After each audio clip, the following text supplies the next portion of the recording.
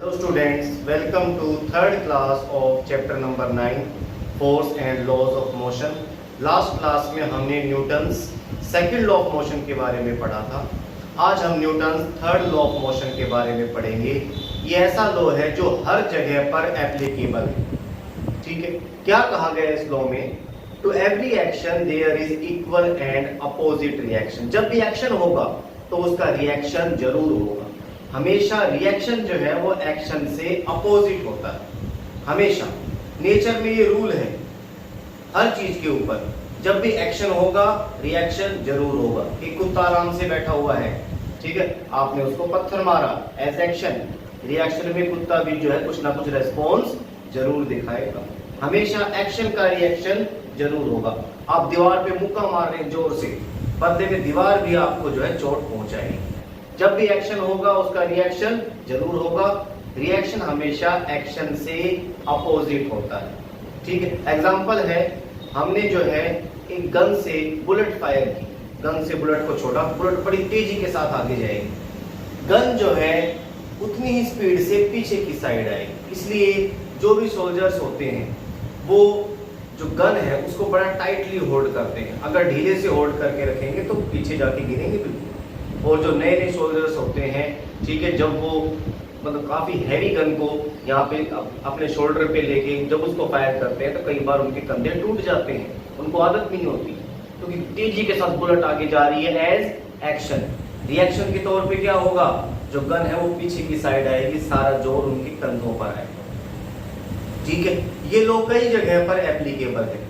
जिस तरह जब हम चलते हैं तब हम अर्थ को पीछे की साइड पुश करते हैं एज एक्शन। कभी भी देखना, जब हम चलेंगे तो जो अर्थ है या रोड जिस पे भी हम चल रहे हैं हम उसको पीछे की साइड पुश करेंगे, वो एक्शन है। रिएक्शन में अर्थ हमें आगे की साइड पुश करेगी, वो रिएक्शन होगा। स्विमिंग में भी यही होता है।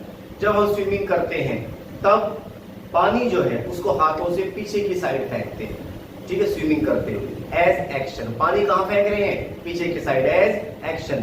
रिएक्शन क्या होगा? हम आगे की साइड जाएंगे, वो रिएक्शन होगा। तो हमेशा रिएक्शन एक्शन से अपोजिट डायरेक्शन में होता है और इक्वल होता है। अगर हम पानी को तेजी से फेंकेंगे, ठीक है, एक्शन तेजी से हो रहा है, रिएक्शन भी क्या होगा? फास्ट होगा। तो हमेशा रिएक्शन जो होगा वो एक्शन के अपोजिट होगा और हमेशा इक्वल होगा। तो दो एग्जांपल मैंने आपको बताए। पहले एग्जांपल में क्या था? The gun recoils back after the firing. ठीक है, उसी तरह से हाउ डू वी वॉक, हम चलते कैसे हैं? During walking we push the earth in backward direction as action. In response earth pushes us in forward direction. Swimming में भी ऐसे ही होता है। In swimming we push the water in backward direction as action. Reaction क्या होगा? जो हम हैं या जो भी स्विम कर रहा है वो कहाँ जाएगा? Forward direction. ठीक है, एक और एग्जांपल हम लेते हैं। क्या एग्जांपल है? एक पर्सन है, वो बोट से जो है कूद रहा है, पानी भरा हुआ है, रिवर में है, रिवर जो है बोट जो है वो रिवर के किनारे पर आ गई बिल्कुल, ठीक है, और अब जो है वो बोट से कूद रहा है। जैसे ही वो बोट से कूदेगा बोट वापस पानी में जाएगी। क्यों? जब भी वो बोट से कूदेगा वो बोट को पीछे की साइड पुश कर रहा है एज एक्शन। रिएक्शन क्या होगा? वो अपने आप फॉरवर्ड डायरेक्शन में जाएगा। हम जंप लगाते हुए भी ऐसे ही करते हैं। आपने देखा हो, जब भी हम जंप लगाते हैं थोड़ा सा नीचे की साइड पुश होते हैं, ऐसे नीचे की साइड, फिर एकदम ऊपर की साइड जाते हैं। जितना ज्यादा नीचे की साइड हम अर्थ को पुश करेंगे उतना ही ज्यादा हम ऊपर की साइड जाएंगे। आपने कैट या डॉग वगैरह को भी देखा हो, जब भी वो जंप लगाते हैं, कैट क्या होगा कि वो बिल्कुल छोटी सी हो जाती है, और जब कैट बिल्कुल छोटी सी हो जाएगी और वो एकदम जो अर्थ को पीछे की साइड पुश करेगी, वो एक्शन है। रिएक्शन में कैट कहाँ जाएगी? आगे की साइड। रॉकेट भी इसी प्रिंसिपल पे वर्क करते हैं। आपने देखा होगा रॉकेट जो है नीचे की साइड बड़ी तेजी से उसमें आग लगी रहती है, गैसेस निकलती हैं बड़ी तेजी की स्पीड के साथ नीचे की साइड एज एक्शन। ठीक है, गैसेस कहाँ जा रही है? In downward direction as action. Reaction क्या होगा? रॉकेट कहाँ जाएगा? Upward direction. तो हमेशा एक्शन का अपोजिट होगा रिएक्शन। ठीक है, रॉकेट कहाँ गया?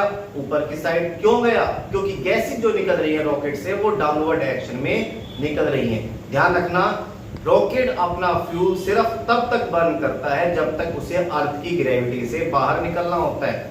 मेरे ख्याल से आप सब बच्चों ने कई सारी फिल्में वगैरह देख ली होंगी इस तरह की, ठीक है। एक कौन सी मिशन मंगल है, इस तरह की थी। उसमें ये होता है कि जब तक रॉकेट अर्थ की ग्रेविटी से बाहर नहीं निकलेगा तब तक उसे अपना फ्यूल कंज्यूम करना पड़ेगा। उसमें तेजी के साथ फ्यूल जलता रहेगा और सारी की सारी गैसेस नीचे की साइड निकलती रहेंगी। लेकिन जैसे ही रॉकेट अर्थ की ग्रेविटी से बाहर निकला, उसका इंजन ऑफ कर दिया जाता है। अब वो जितनी स्पीड से जा रहा है उतनी स्पीड से जाता रहेगा, न्यूटन के फर्स्ट लॉ के अकॉर्डिंग, ठीक है। A body in motion will remain in motion, ठीक है, unless and until some external force is applied on it. जैसे ही वो रॉकेट अर्थ की ग्रेविटी से बाहर निकला, उसको नीचे की साइड खींचने वाला कोई है ही नहीं, तो उसका इंजन ऑफ कर दिया जाता है। अब वो स्पेस में चलता ही रहेगा, कोई उसको रोकने वाला नहीं। हम अपने थर्ड लॉ पर ही आ जाते हैं, ठीक है। थर्ड लॉ के मैंने कई सारे एग्जांपल बताए। सिंपल सा लॉ है, to every action there is equal and opposite reaction. हमेशा एक्शन का अपोजिट रिएक्शन होता है, ठीक है। इसको एक और एग्जांपल से देखते हैं। एक बहुत भारी पत्थर है 100 किलो का, ठीक है। हम उसको पुश करना चाह रहे हैं, पुश नहीं हो रहा वो, ठीक है। क्यों नहीं हो रहा? भाई हम तो फोर्स लगा रहे हैं अपना, लेकिन वो हिल क्यों नहीं रहा? आप कहोगे उसमें मास है, वजन है, भारी है, 100 किलो का, हमसे नहीं उठता, ठीक है। आपकी बात सही है, वही पत्थर है। अब की बार हमने उसको रोलर्स पे रख दिया, छोटे छोटे पहियों पे रख दिए। पत्थर 100 किलो का ही है, ठीक है। अब आप उसको पुश कर रहे हो, अब वो आसानी से पुश हो रहा है, ठीक है। मतलब उसके मास से फर्क नहीं पड़ रहा था। एक ऐसा फोर्स था जो उसे मूव करने से रोक रहा था। वो कौन सा फोर्स है? वो है फ्रिक्शनल फोर्स, ठीक है। जब तक वो फ्रिक्शनल फोर्स था तब तक जो है, जो हम फोर्स लगा रहे थे वो कम, फ्रिक्शनल फोर्स ज्यादा। अगर फ्रिक्शनल फोर्स कम हो जाए और हम जो फोर्स लगा रहे हैं वो ज्यादा होगा, तब वो पत्थर मूव करेगा, ठीक है। तो अगर दोनों फोर्सेस इक्वल हैं, जो हम फोर्स लगा रहे हैं वो और जो फ्रिक्शनल फोर्स, दोनों फोर्सेस अगर इक्वल हैं, तो वो जो स्टोन है वो मूव नहीं करेगा, because this forces are opposite, ठीक है। हम उस पत्थर को मूव करना चाहते हैं फॉरवर्ड डायरेक्शन में, फ्रिक्शनल फोर्स जो है उसको वहीं रखना चाहता है, वो फोर्स लगा रहा है बैकवर्ड डायरेक्शन, ठीक है। इसका मतलब क्या है कि जब भी हम फ्रिक्शनल फोर्स को कम कर देंगे तो हमारा वाला फोर्स जो है वो उस पत्थर को मूव करवा देगा। तो Newton third law of motion के ऊपर बेस्ड जो भी क्वेश्चंस हैं, अब हम उनको बोर्ड के ऊपर स्टडी करेंगे। स्टडी करने का तरीका ध्यान रखना, जैसे ही मैंने वो आंसर लिख दिए आप उनको बिल्कुल ध्यान से सुनेंगे, ठीक है, मन मन में बिल्कुल मेमोराइज करेंगे और साथ साथ जो है आपको आंसर याद हो जाने चाहिए। ये नहीं कि आप वीडियो को कान पे लगा के आराम से बैठे हुए हैं, उसके पढ़ने का कोई फायदा नहीं है।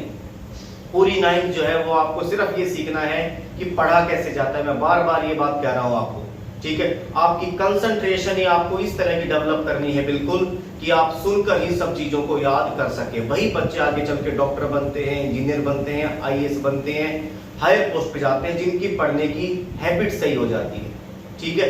अगर आप आधे घंटे की वीडियो है तो आपकी कंसंट्रेशन उसमें 100% से ज्यादा होनी चाहिए। आपको फिर ये ना लगे कि गर्मी आ रही लग रही है, पसीने आ रहे हैं, ये है वो है, नहीं। फिर आपकी कंसंट्रेशन इतनी होनी चाहिए कि आधे घंटे में सुनी हुई सारी चीजों को आपने याद कर लिया, ठीक है। मेरे पास पढ़ने वाले बच्चों की खासियत यही होती है कि वो सुनकर चीजों को याद कर लेते हैं, और जिन बच्चों की ये हैबिट पड़ जाती है वो आगे आने वाले 7-8 जितने साल पढ़ते हैं, ठीक है, जो भी अपने कोर्स करते हैं, ठीक, उनमें जो है उनको वो हैबिट हमेशा काम देती है, ठीक है। अभी आप नए हैं इसीलिए आपको ये सारी चीजें मुझे बार बार बतानी पड़ेंगी, ये मैं कई बार आपको बताऊंगा। आपको अपनी हैबिट जो है वो याद करने की डेवलप करनी है 9th क्लास में।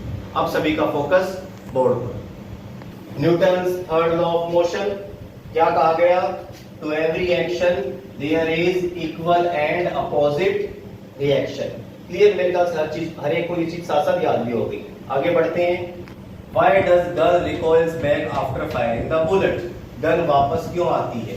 आंसर में हम क्या लिखेंगे? From the gun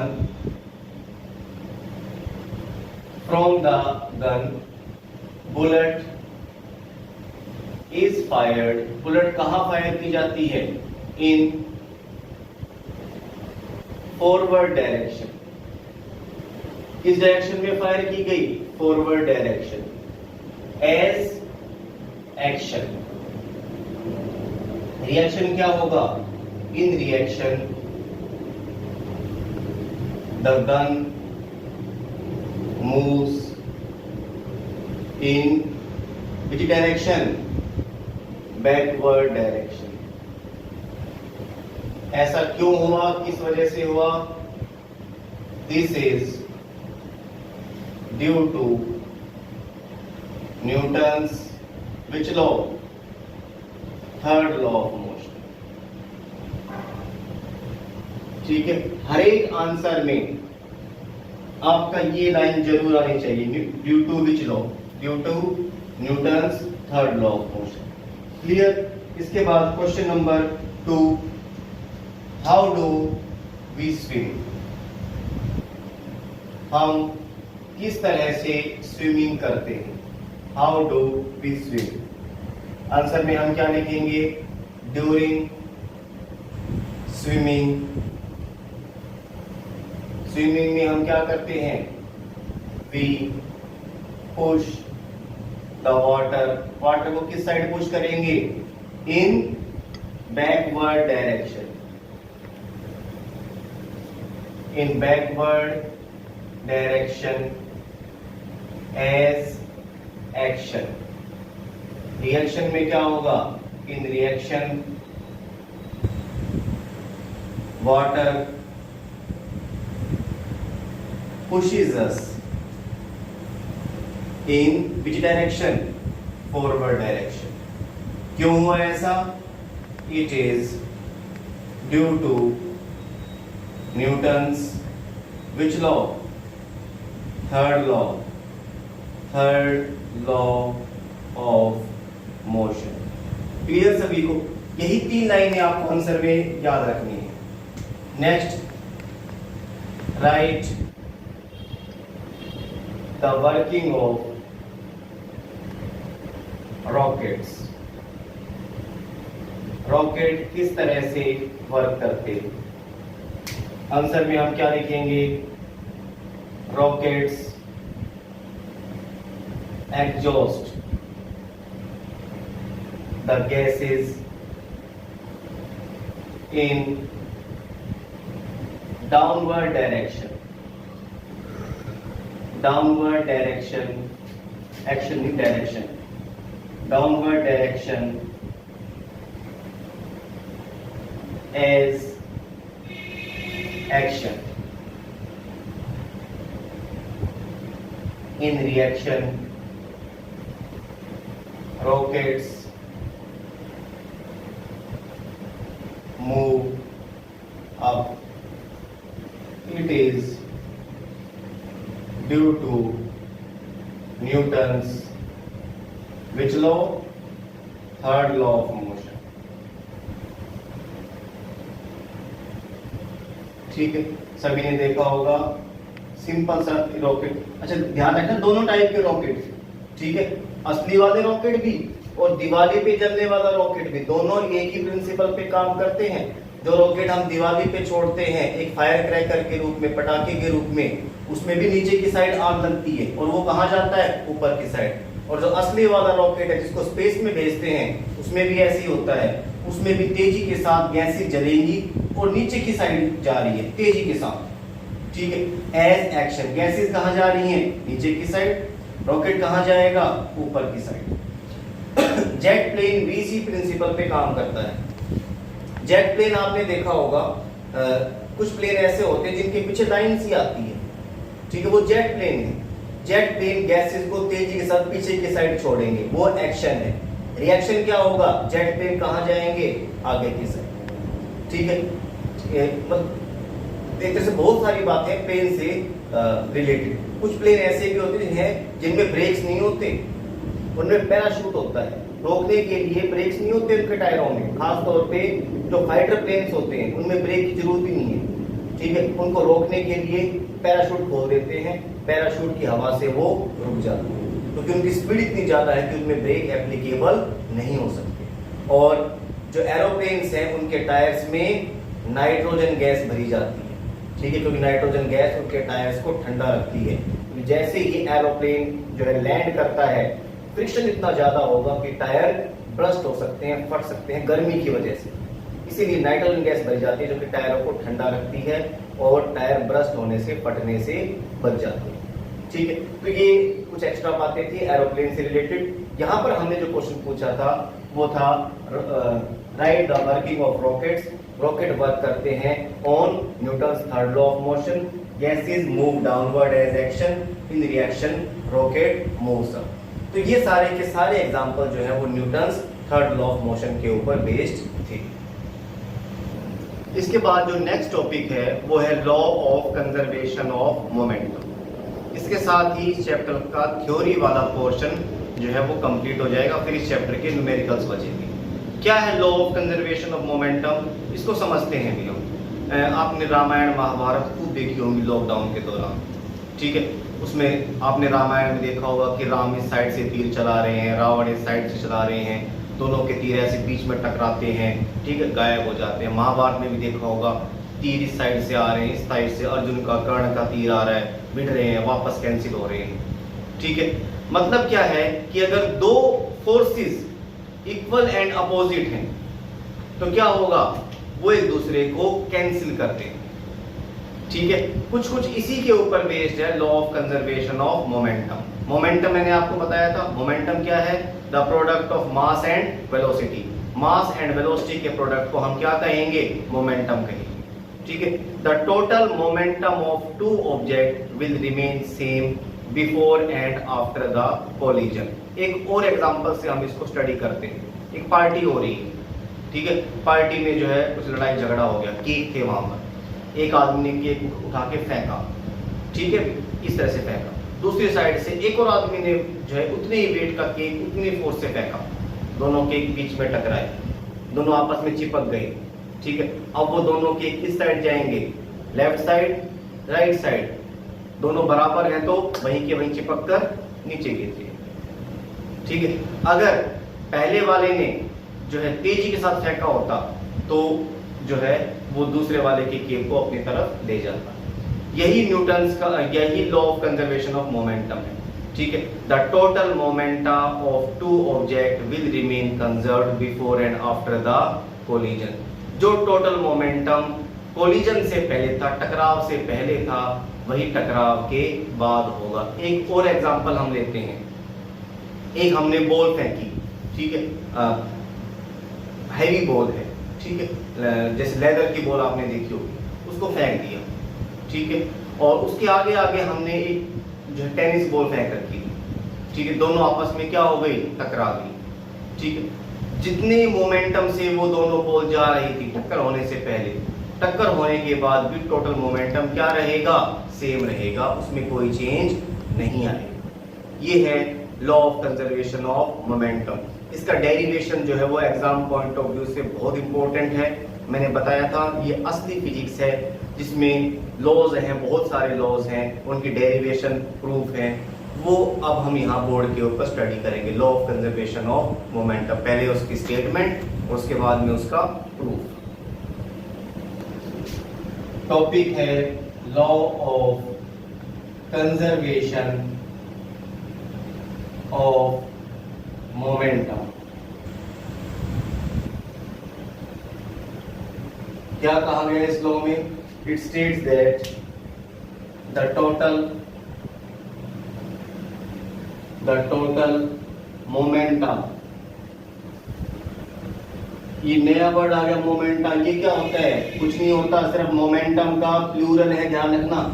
दो ऑब्जेक्ट हैं, इन दोनों के मोमेंटम को हम क्या कहेंगे, मोमेंटा। ठीक है, मतलब मोमेंटम का plural. The total momentum of two object will remain same या conserved before and after the collision. ठीक है, ये था क्या law of conservation of momentum. If, एक लाइन और लिखेंगे, if no external force is applied, अगर उसके ऊपर कोई एक्सटर्नल फोर्स अप्लाई नहीं किया जा रहा।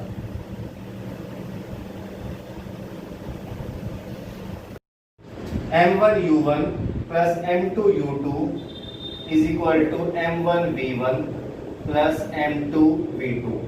क्या है ये m1u1 m2u2? इसको समझ लो, ये दो ऑब्जेक्ट हैं, ठीक है, दो ऑब्जेक्ट हैं ये, एक का मास m1 दूसरे का मास m2। क्लियर सभी को? m1 m2 लग गए पता। पहले ऑब्जेक्ट का मास कितना माना है हमने? m1, दूसरे का m2, ठीक है, कोई भी छोटा बड़ा हो सकता है। दोनों मूव कर रहे हैं, ये मूव कर रहा है with A velocity of u1, दूसरा ऑब्जेक्ट मूव कर रहा है with A velocity of u2। पता चल गया सभी को u1 u2 क्या है? दोनों की इनिशियल वेलोसिटी है। पहले वाला जो ऑब्जेक्ट है उसकी इनिशियल वेलोसिटी क्या है? u1, दूसरे वाला जो ऑब्जेक्ट है उसकी इनिशियल वेलोसिटी यानी स्टार्टिंग की जो वेलोसिटी है वो क्या है? u2। दोनों ऑब्जेक्ट मूव कर रहे हैं सेम डायरेक्शन में। क्लियर? ठीक है। u1 is greater than u2, मतलब ये वाला ऑब्जेक्ट तेजी के साथ जा रहा है, इसके पास आता जाएगा आता जाएगा आता जाएगा। एक स्टेज ऐसी होगी कि ये जो है पहले वाला ऑब्जेक्ट दूसरे वाले ऑब्जेक्ट को टक्कर मारेगा, क्योंकि इसकी स्पीड पहले वाले से ज्यादा थी, ठीक है। टक्कर लगने के बाद क्या दोनों की स्पीड सेम रहेगी? नहीं रहेगी सेम, स्पीड उनकी चेंज हो जाएगी। पहले वाले की स्पीड हो गई v1, दूसरे वाले की स्पीड क्या हो गई? v2। अब आपको पता चल गया होगा m1 u1 m2 u2 क्या क्या चीजें हैं। फिर दोबारा से रिपीट कर रहा हूं, मैं साथ साथ लिख भी रहा हूं। क्या क्या लेट किया हमने? लेट टू ऑब्जेक्ट्स, दो ऑब्जेक्ट्स हैं ऑफ मासेस, कितना कितना मास है उनका? m1 and m2 are moving, दोनों मूव कर रहे हैं कितनी स्पीड से? विद वेलोसिटी, कितनी कितनी वेलोसिटी है? u1 and u2 in same direction. ये आपको लेट लिखना आना चाहिए, ध्यान रखना, ठीक है। क्या लेट किया हमने? लेट टू ऑब्जेक्ट्स, दो ऑब्जेक्ट्स, दो हो गए object, masses m1 and m2 are moving with velocity u1 and u2 in same direction.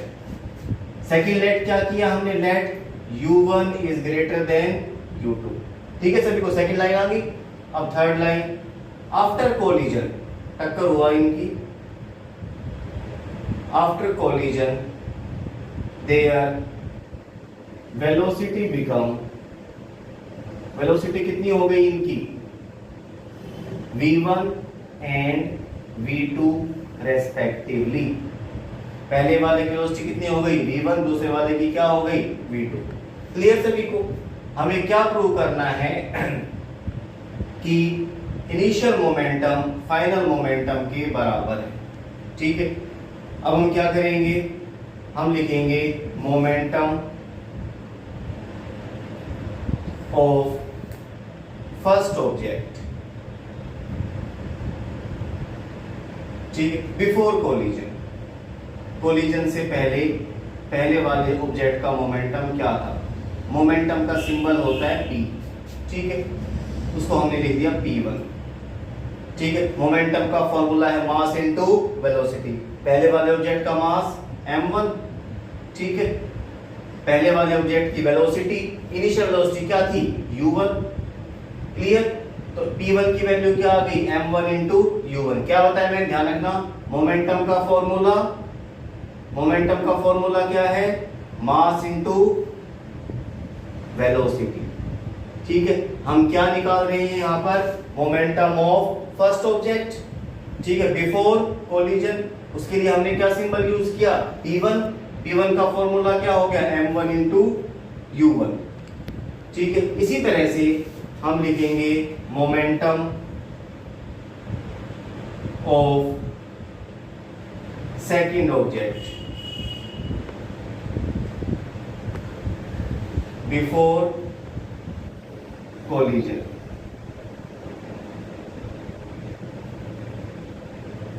क्या आ जाएगा वो? m2 u2। ठीक है, हमें पता है by law of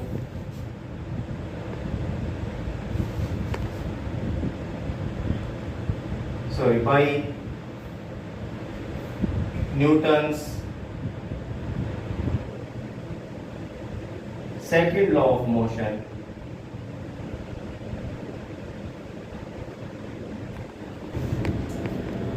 F is equal to m into A. इसका यूज आएगा अभी, ठीक है, ध्यान से देखते जाना सभी। दो ऑब्जेक्ट है, ठीक है, दोनों की आपस में टक्कर हुई, टक्कर होने के बाद दोनों ऑब्जेक्ट एक दूसरे के ऊपर फोर्स अप्लाई करेंगे। ठीक है, ध्यान से देखना, हम लेट करेंगे, let force applied by first object. First object जो फोर्स लगा रहा है उसको हमने क्या नाम दिया, F1। ये पहले वाला ऑब्जेक्ट और दूसरे वाला ऑब्जेक्ट दोनों की टक्कर हुई, टक्कर होने के बाद पहला ऑब्जेक्ट जो इसके ऊपर फोर्स लगाएगा उसको हमने क्या नाम दिया है, F1।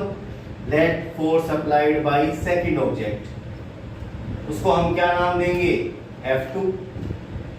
ठीक है, दोनों फोर्सेस इक्वल हैं, अपोजिट हैं। ठीक है, क्या लिख देंगे हम, F1 is equal to F2।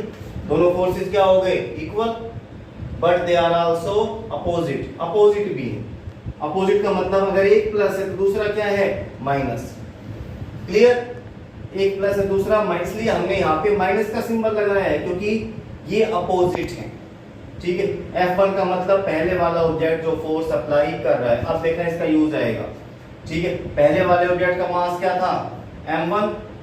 ठीक है, और F जो है वो इक्वल होता है, F1 क्या हो जाएगा, F1 is equal to m into A. ध्यान से देखना यहाँ पर, ठीक है, F1 हमने लिया है तो यहाँ पे हम क्या लेंगे, m1, और यहाँ पर क्या लेंगे, a1।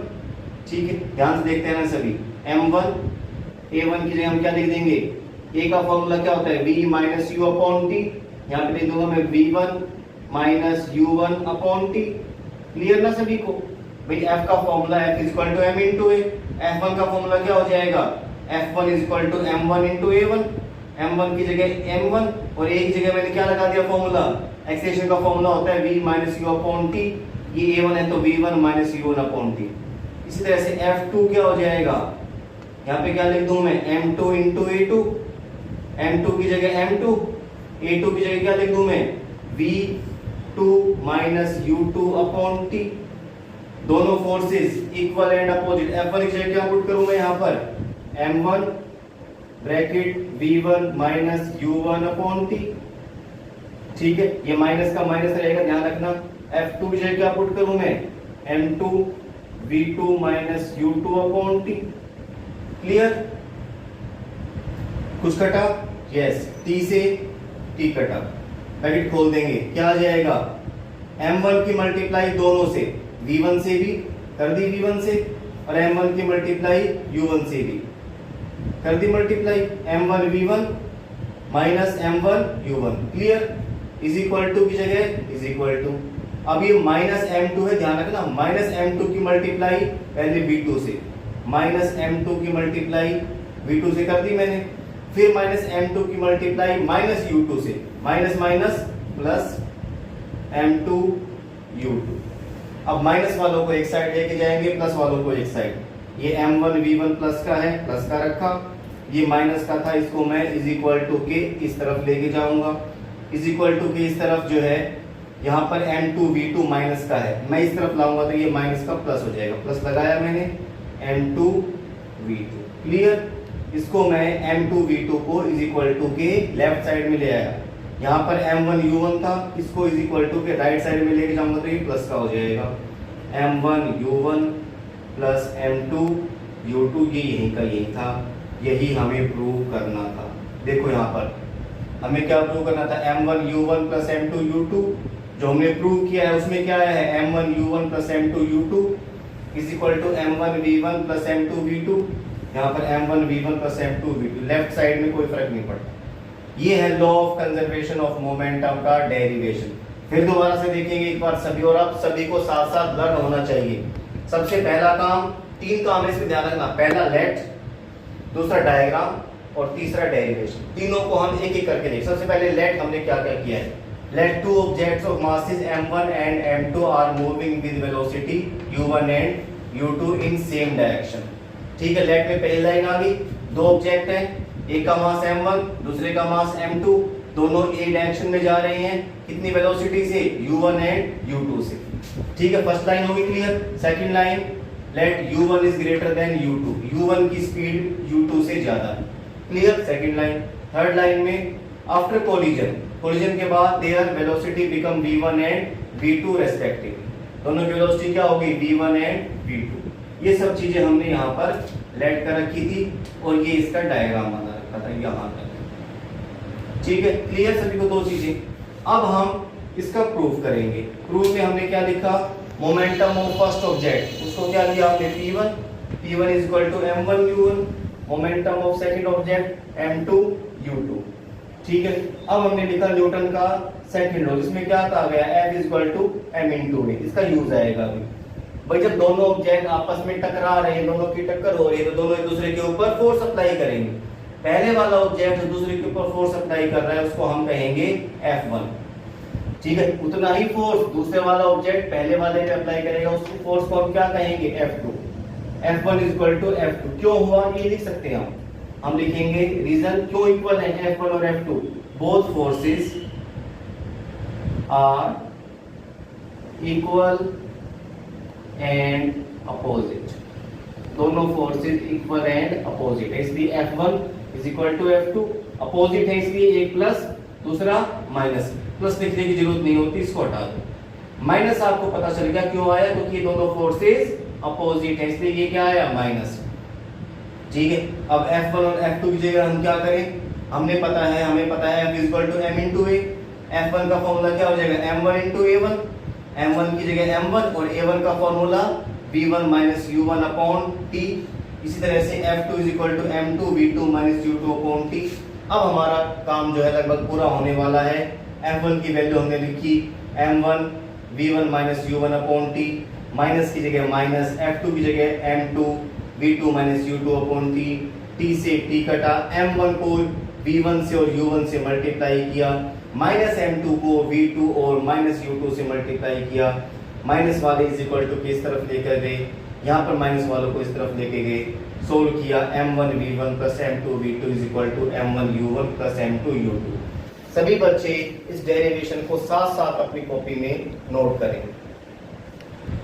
तो हमने आज दो मेन टॉपिक किए जो कि एग्जाम पॉइंट ऑफ व्यू से बहुत इंपॉर्टेंट है। पहला topic Newton's third law of motion और उसके ऊपर बेस्ड 4 रीजनिंग बेस्ड क्वेश्चन थे, और दूसरा law of conservation of momentum, उसकी स्टेटमेंट और उसका डेरिवेशन। अब नया वर्ड ध्यान रखना, मोमेंटा। मोमेंटा मतलब मोमेंटम का प्लूरल। इस तरह से हर एक कोई ना कोई नई चीज जो है वो आप क्लास में सीखने को मिलेगी। बी 100% अटेंटिव, फोकस करें बिल्कुल अपना स्टडीज के ऊपर, अपने माइंड को डाइवर्ट ना होने दें। ठीक है, ये बात मैं आपसे बार बार कहूँगा, हर वीडियो में कहूँगा, क्योंकि आपकी जो एज है बच्चों की, जो 9th क्लास 10th क्लास में बच्चे हैं, सबसे ज़्यादा वल्नरेबल होते हैं, उनका दिमाग भटक सकता है। जिस बच्चे का दिमाग जितना ज़्यादा कंसंट्रेटेड रहेगा वो उतना ज़्यादा आगे चलकर कामयाब होगा। अपने माइंड को भटकने ना दें। ठीक है, वीडियो को ध्यान से देखें, अगर डाउट है एक बार देखें, 2 बार देखें, लेकिन आपको देखकर और सुनकर ही चीजों को याद करना है। अब रट्टा मारने की जरूरत नहीं है। जिस बच्चे कोई डाउट है मुझसे फोन करके पूछ सकता है। Okay, thank you.